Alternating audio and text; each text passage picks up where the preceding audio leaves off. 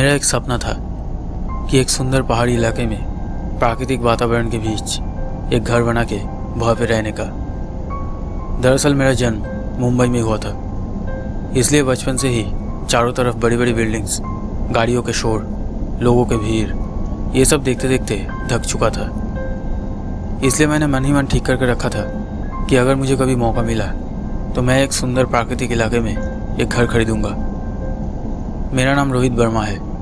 मैं मुंबई के एक सरकारी दफ्तर में ऊंचे पद पर काम करता हूँ। मेरे बगल में बैठी है मेरी पत्नी पायल।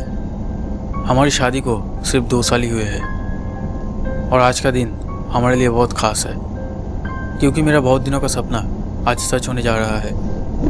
दरअसल कुछ महीने पहले एक ब्रोकर ने आकर मुझे बताया था कि शिमला के एक खूबसूरत पहाड़ी इलाके में एक छोटा सा बंगला है और उस बंगले का मालिक उसे बहुत कम कीमत पर बेचना चाहता है।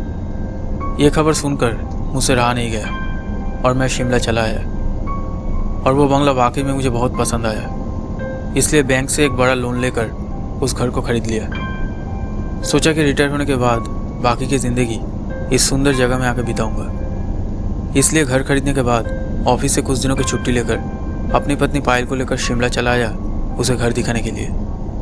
और अब हम उसी रास्ते जा रहे हैं, लेकिन आगे जो होने वाला था वो मेरी सोच से भी बाहर था।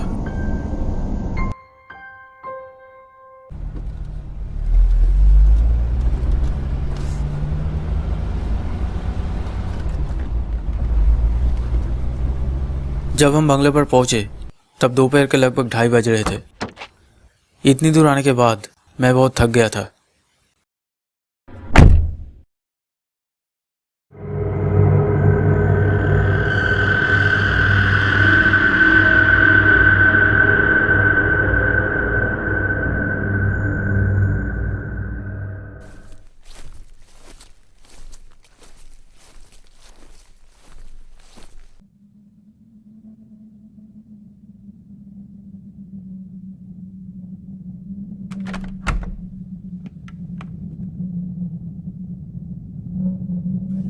घर के जो पहले मालिक थे उन्होंने कहा था कि वो और उनके परिवार अब विदेश में रहते हैं और इसीलिए ये घर बहुत दिनों से खाली पड़ा हुआ था। घर के अंदर कुछ पुराने फर्नीचर के अलावा और कुछ नहीं था।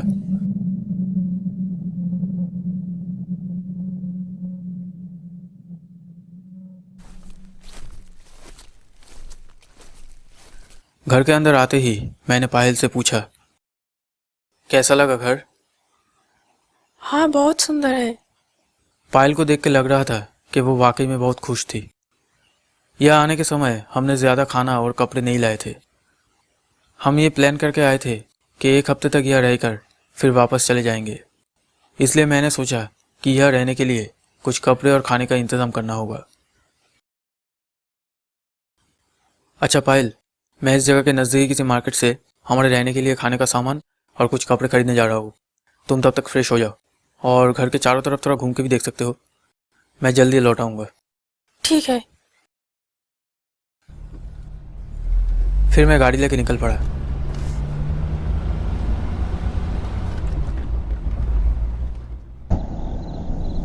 लेकिन बहुत सारी खरीदारी के कारण मुझे घर लौटने में बहुत देर हो गई। मैं तेज़ी से गाड़ी चलाकर जल्द से जल्द घर पहुंचने की कोशिश कर रहा था। एक तो रात हो गई है, ऊपर से अनजान जगह, और पायल घर पर अकेली है। ये सब कुछ सोचकर मुझे बहुत टेंशन हो रहा था। मैं गाड़ी को ज़्यादा तेज़ चलाने में भी डर रहा था। एक तो पहाड़ी इलाका, ऊपर से चारों ओर घना अंधेरा। अगर कहीं पर रास्ता खराब हुआ तो एक्सीडेंट हो सकता है। इसलिए मैं कार को ध्यान से चला रहा था।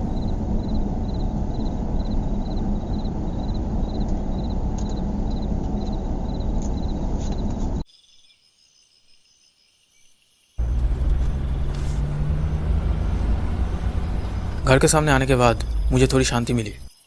मैं सोच रहा था कि देर हो जाने की वजह से पायल मुझसे नाराज़ तो नहीं है।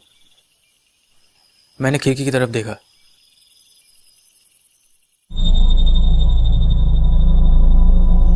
खिड़की की तरफ देखते ही मैंने देखा कि पायल खिड़की के सामने से घर के अंदर की तरफ चली गई।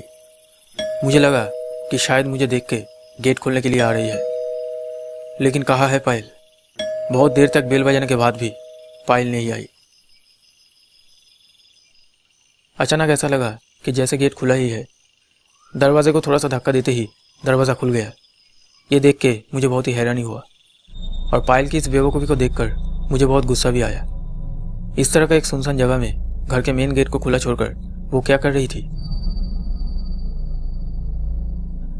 कमरे के अंदर आते ही मैं और भी हैरान रह गया। मैंने देखा कि पायल बिस्तर में सोई हुई थी, लेकिन थोड़ी देर पहले ही तो खिड़की से देखा कि पायल घर के अंदर चल रही थी। तो क्या पायल की तबीयत खराब लगने की वजह से वो सो गई? हो सकता है। वैसे मैं भी बहुत थका हुआ था, इसलिए पायल को डिस्टर्ब ना करके मैं अपनी ड्रेस चेंज करने चला गया।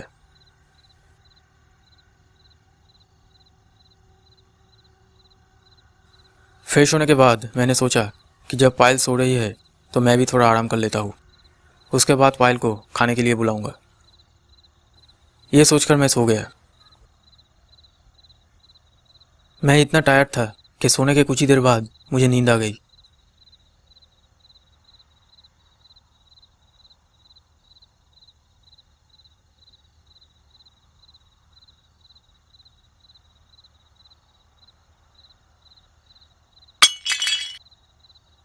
पता नहीं मैं कब से सो रहा था।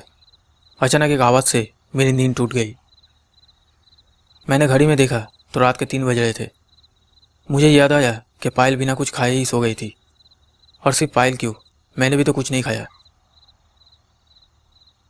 गर्दन घुमा के पायल की तरफ देखते ही मैं चौंक गया। देखा कि पायल बिस्तर पर नहीं थी। अब मुझे बहुत अजीब सा लगने लगा। रात के 3 बज रहे हैं, इतनी रात गए पायल कर क्या रही है? तो क्या पायल बाथरूम गई है? लेकिन जो आवाज़ हुई वो किस चीज़ की थी? जो भी हो, मैं अब ज़्यादा कुछ ना सोचते हुए पायल कहाँ गई ये देखने के लिए कमरे से बाहर निकल के बैल्कनी के सामने आया। तभी मैंने देखा कि पायल सीढ़ियों से नीचे की तरफ जा रही थी।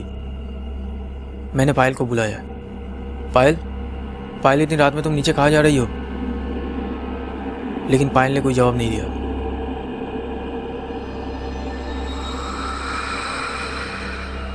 मैं भी जल्दी से नीचे आ गया।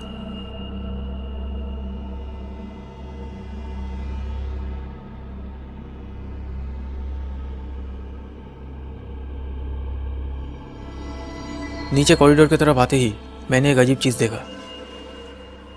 देखा कि पायल अंधेरे में बैठी है। पायल कुछ अजीब सी हरकतें कर रही थी। वो क्या कर रही है ये देखने के लिए मैं थोड़ा आगे बढ़ा। पता नहीं क्यों मुझे थोड़ा डर भी लग रहा था। मैं पायल की तरफ बढ़ता रहा, लेकिन इसके बाद जो हुआ वो बहुत ही डरावना था। पायल मुझे देखते ही रेंगते हुए स्टोर रूम की तरफ चली गई। पायल का चेहरा बहुत अलग दिखाई दे रहा था, लेकिन मुझे ये समझ में नहीं आया कि पायल मुझे देख के इस तरह से भाग क्यों गई। तो क्या पायल मुझसे कुछ छुपाना चाहती है? लेकिन क्या? अब मुझे सच में बहुत डर लगने लगा। पायल कहाँ गई ये देखने के लिए मैं स्टोर रूम की तरफ बढ़ा। मैं स्टोर रूम की तरफ जाते ही देखा कि कॉरिडोर की खिड़की खुली हुई थी। मैंने जल्दी से खिड़की बंद कर दी।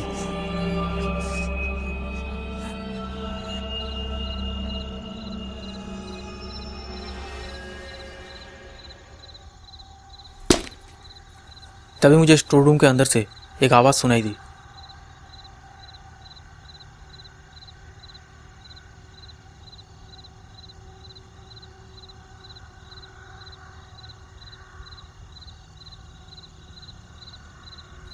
मैं स्टोर रूम का गेट खुलकर अंदर गया।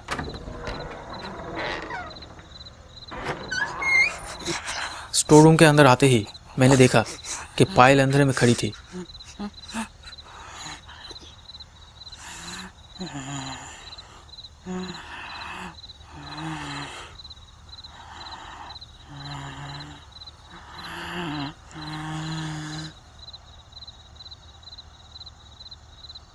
मैंने पायल से पूछा, पायल क्या हुआ है तुम्हें? तुम्हारी तबीयत ठीक है तो?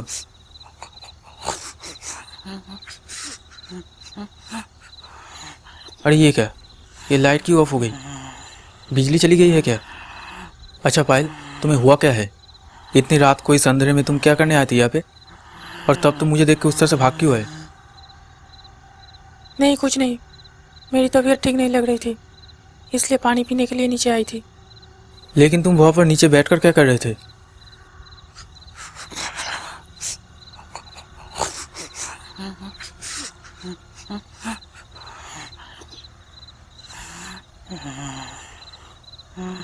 अच्छा अच्छा ठीक है, तुम पहले ऊपर चलो, फिर सब सुनूंगा। अरे वाह, लाइट आ गई है। लेकिन ये बदबू कहाँ से आ रही है? यही कहीं आसपास से आ रही है, नहीं?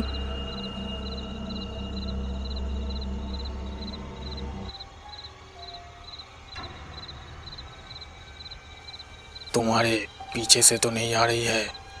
पीछे घूमते ही मेरा सारा शरीर सुन्न हो गया। मैं डर के मारे जमीन में गिर गया। पायल, पायल तुम्हें क्या हुआ है? कौन पायल? यह कोई पायल नहीं है।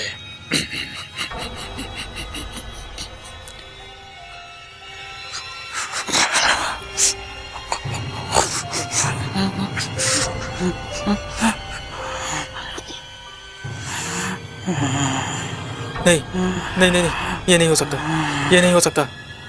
कौन है तू? कौन है तू? मेरी पायल कहाँ है? पायल कहाँ है? हाँ हाँ, मैं तुझे पायल के पास ले चलता हूँ। नहीं नहीं नहीं नहीं।